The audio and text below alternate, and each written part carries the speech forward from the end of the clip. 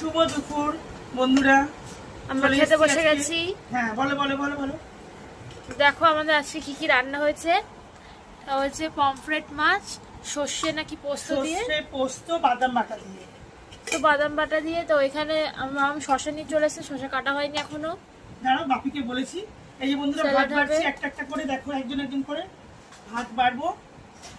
আর আজকে সত্যি কথা বলতে মাংস করিনি, কারণ হচ্ছে তোমার গতকাল রাতে মাংস খেয়েছি, বোনের বাড়িতে গিয়েছিলাম, ওখানে মাংস টাংস খাওয়া দাওয়া হয়েছে, প্লাস আবার কিছুটা নিয়ে এসেছিলাম, টিফিনে খেয়ে নিয়েছি, আর একটুখানি রয়েছে।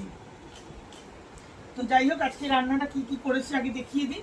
দেখো শশা কাটা হয়নি, আমার বরকে বলেছি ও কেটে দেবে, একটু জল আনতে গেছে। আর এই দেখো মাছটাকে দেখাও, পমফ্রেট মাছ করেছি সর্ষে পোস্ত আর কাজু বাদাম দিয়ে, দই দিইনি।